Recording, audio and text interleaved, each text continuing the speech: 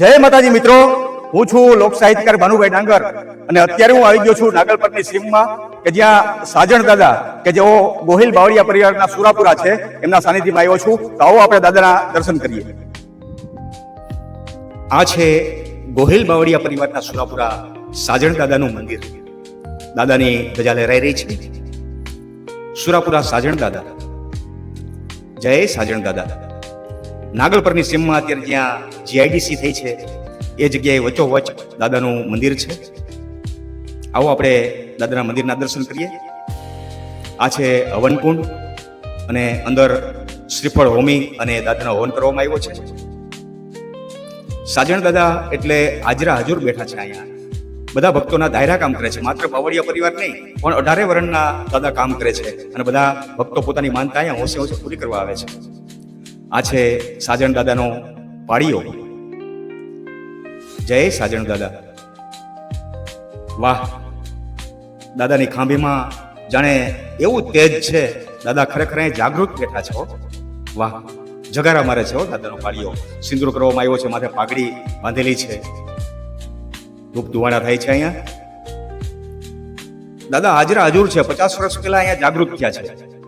જોકે 1484 સાલમાં ગાયોને વારવા ગયા હતા, ગાયો બચાવવા ગયા હતા, ત્યારે દાદાનું અહીંયા મસ્તક પીડ્યું હતું અને દાદાની ધડની ખાંભી છે એ પીપળિયા ગામની અંદર છે. 5 કિલોમીટરનું અંતર છે. ગોહિલ બાવળિયા કુટુંબના સુરાપુરા 2050 વિક્રમ સંવતમાં ચૈત્ર સુદ પૂનમ એટલે કે હનુમાન જયંતિના દિવસે અહીંયા દાદાનું ભૈરું કરવામાં આવ્યું હતું. સાજણ દાદા સુરાપુરા ધામ નાગલપર પીપળિયા ગોહિલ બાવળિયા પરિવાર વોટ્સએપ ગ્રુપમાં જોડાવા માટેના નીચે નંબર ઉપર સંપર્ક કરશો. કલ્પેશભાઈ રણછોડભાઈ ડાયાભાઈ આ મિત્રો ગ્રુપ ચલાવે છે. સરસ મજાનો જગ્યાનો વિકાસ કર્યો છે બધાએ સાથે મળીને. જો ગણપતિ દાદાનું પોસ્ટર, બાજુમાં સ્ટોર રૂમ છે, અહીંયા રસોડાનો બધો સામાન પડ્યો રહે છે. ગાદલા, ગોદડા, વાસણ બધું અહીંયા પડ્યું રહે છે. જ્યારે નાનો મોટો પ્રસંગ હોય ત્યારે આ રૂમ ખાસ ઉપયોગમાં આવે છે. અને આ છે બાવળિયા ગોહિલ પરિવારના બારોટજી મુકેશ કુમાર ખાંડેરાવજીના ચોપડાના આધારિત ઉત્પત્તિ. બાવળિયા ગોહિલ એમની શાખા છે અને ગોત્ર ગૌતમ ઋષિનું છે અને શાખામાં અધ્યયની છે અને યજુર્વેદ છે. આમાં બધી માહિતી છે. તમે ગમે ત્યારે દાદાના દર્શન કરવા જાઓ ત્યારે આ છબી જોઈ લેજો, એમાંથી વાંચી લેજો. સાલ ટુ સાલ બધું લખેલું છે. 1412માં શું થયું હતું અને 1484માં દાદા કાયમ આવી ગયા હતા. દાદાના 2 પાળિયા છે. એક અહીંયા મસ્તક મંદિર અને બીજું પીપળિયા ગામમાં ત્યાં ધડ મંદિર છે. પછી 1485માં દાદાનો જો પરિવાર હતો એમને માતાજીનો મઢ અલગ કર્યો અને ત્યારબાદ 10 મઢ અલગ થયા. 1572માં 10 મઢ અલગ થયા હતા. બધી માહિતી આમાં લખેલી છે. તમે આવો ત્યારે જરૂર વાંચી લેજો. બારોટજીના નંબર પણ એમાં લખેલા છે. કોઈને કઈ પ્રશ્ન હોય તો બારોટજીને પૂછી શકે છે. અને અહીંયા જવા માટે આપણે સોખડા, નાકરાવાડી, પીપળિયાથી સણોસરા જતા હોય ત્યારે રસ્તામાં જીઆઈડીસી નું પાટિયું આવે છે. નાગલપર જીઆઈડીસી આ રસ્તો જાય છે સીધે સીધો. અને અહીંથી જે રાજકોટનો 300 ફૂટનો જે બાયપાસ રિંગ રોડ નીકળ્યો છે ત્યાં આપણે વળી જવાનું છે. જો આ રસ્તો બતાવવા માટે અમારા દિનુ મહારાજ અહીંયા ઉભા છે. જય સીતારામ. અહીંથી આપણે ડાબી બાજુ વળી જવાનું છે. આ રસ્તો 300 ફૂટ રિંગ રોડ બનવાનો છે રાજકોટ બાયપાસનું. અહીં સીધે સીધા જાય એટલે નાગરપલ જીઆઈડીસી આવે છે. અને બાજુમાં જ નાગપંચમીનો નાગદાદાનો મેળો ભરાય છે દર વર્ષે નાગપંચમીના દિવસે. જો આપણે આ ડ્રોન કેમેરાથી જોઈ રહ્યા છીએ એ દાદાનું ભવ્ય મંદિર છે. ચારે બાજુ લીલી હરિયાળી છવાઈ ગઈ છે. તળાવની અંદર પાણી હિલોળા લઈ રહ્યું છે. અને આજે પ્રસંગ હોવાથી અહીંયા મોટી સંખ્યામાં, હજારોની સંખ્યામાં બધા ભાઈઓ બહેનોની હાજરી છે. બાવળિયા પરિવાર અહીંયા ઉમટી પડ્યો છે. જો આ ઘણી બધી ગાડીઓ અહીંયા ઉપસ્થિત છે. માનવંતા મહેમાનો બધા પધાર્યા છે અને બાવળિયા પરિવારના આંગણે એમના વેવાય વેલા બહેનો દીકરીઓ બધા આવ્યા છે. દાદાની ધજા લહેરાઈ રહી છે. વાહ, ખૂબ જ સરસ અને જાગૃત ખાંભી છે દાદાની અહીંયા. દાદા ભક્તોના દાયરા કામ કરે છે. ઘણા બધા દાદાએ પરચા આપેલા છે. આગળ પર આપણે વાત કરશું. ખૂબ જ એકાંતવાળી જગ્યા અને જંગલમાં મંગલ છે. બાવળિયા પરિવાર દ્વારા ભવ્યાથી ભવ્ય મંદિર બનાવવામાં આવ્યું છે. અને બાવળિયા પરિવાર એટલે 80 ગામના બાવળિયા પરિવારના ભાઈઓ બધા અહીંયા આવે છે અને 135 ગામના મઢ બાવળિયા પરિવારના છે. આ છે સાજણ દાદા. જય દાદા.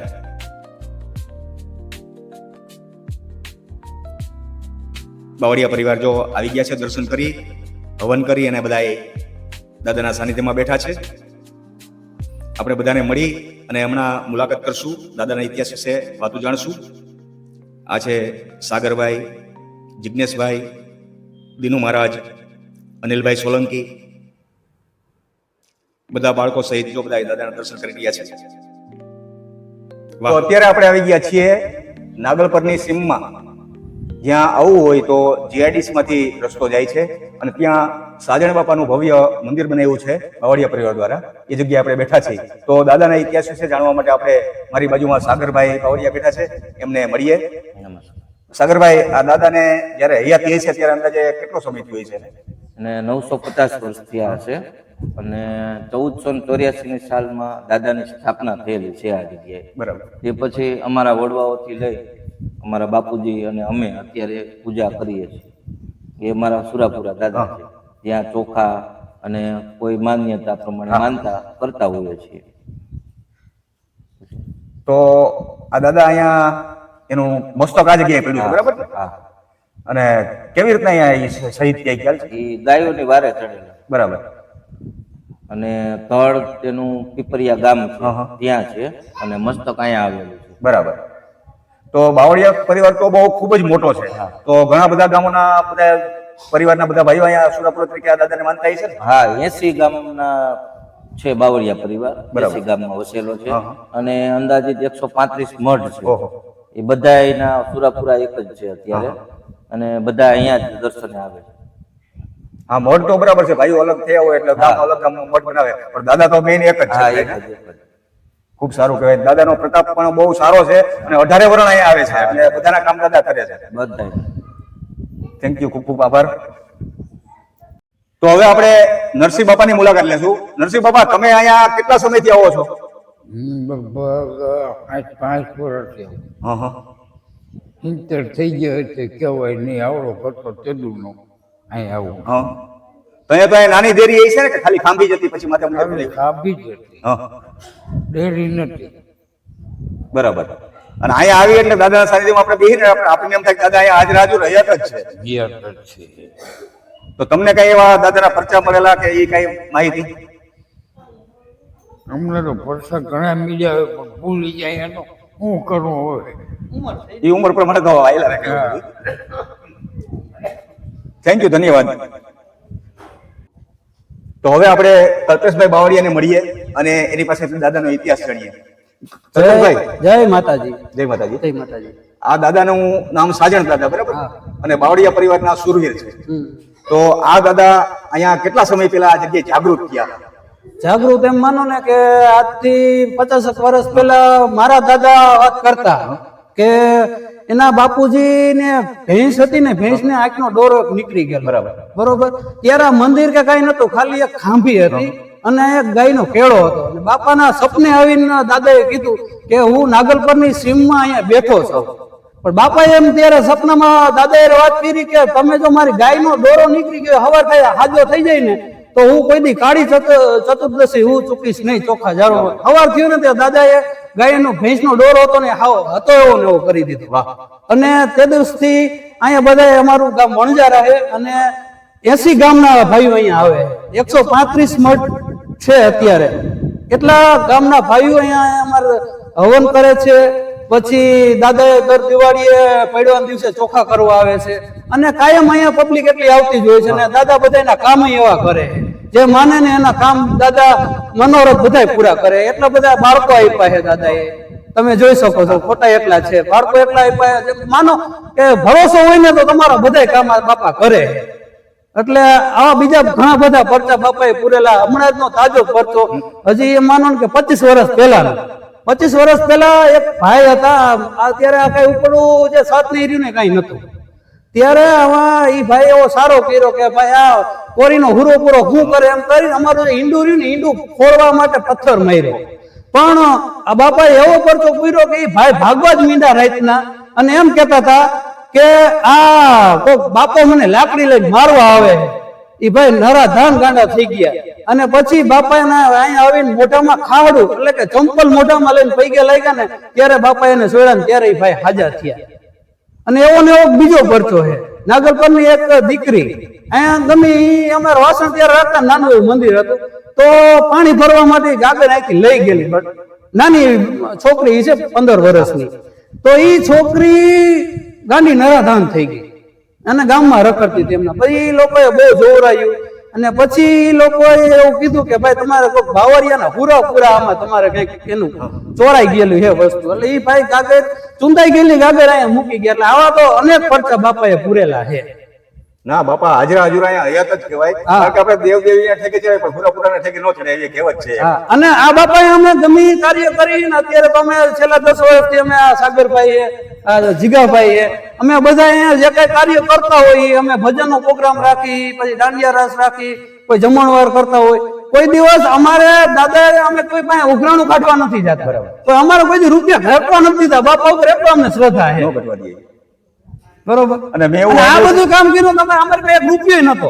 અમારું જે ગ્રુપ છે ને 1 રૂપિયો નતો અને આમ કામ ચાલુ કર્યું ને તો હમણાં પૈસા વૈતા ઘટવા નથી દેતા. બાપા એટલા હાજરા હાજર છે. હાજરા હજુરા પાછા જાગૃત ખાંભી થઈ ગઈ. જાગૃત છે. અને મેં એવું સાંભળ્યું છે કે આ જગ્યાનું જયારે ખાતમુહૂર્ત કર્યું ત્યારે કુંવરજીભાઈ બાવળિયા સાહેબ પણ અહીંયા ઉપસ્થિત હા હતા. હા, બાવળિયા સાહેબ અમે ફરતી બોર્ડર વારેલી 2007 માં બોર્ડર વારેલી હે ને જીઆઈડીસી આ લોકોએ પાડી તે પછી લોકો અમને બહુ હેરાન કરે. એ લોકો અમારી એકવાર બોર્ડર ની દિવાલ પર ફાડી ગયા. તો અમે એના માટે આવેદન પત્ર આપ્યું છે અને અમે જગ્યા માટે માંગણી કરી કે અમારે જે જગ્યા છે એ જંત્રી મુજબ પૈસા ભરવાય રેડી છે કે અમને અમારે આટલા બધા 135 મઢના ભાઈઓ આવતા હોય તો અમારે હવનનું આયોજન હોય તો આટલી જગ્યામાં ટૂંકી પડે. હા બરાબર. અને હજી ભવિષ્યમાં અમારી પેઢી વધવાની જ છે. તો એના માટે અમે કહીએ કે ભાઈ અમને જગ્યા મળે તો અમે કઈક અહીંયા બીજું કોઈ ગૌશાળા કરવી હોય, કોઈ બાથરૂમ કરવા હોય, કોઈ રૂમ રસોડા બનાવવા હોય તો અમે જગ્યાઓ તો અમે કરી શકીએ. હા બરાબર. અને કલ્પેશભાઈ બીજું એક પૂછવાનું હતું કે તમારે દર વર્ષે નિવેદન કઈક તારીખ નક્કી હશે કે આ વર્ષે બધાના ભાઈઓના ભેગા નિવેદન અમારે દિવાળીનું પડ્યું એટલે બેસતા વર્ષના દિવસે અમારે અહીંયા હૈયે ઉભરાતું હોય. માણસો અહીંયા હમાતા ન હોય.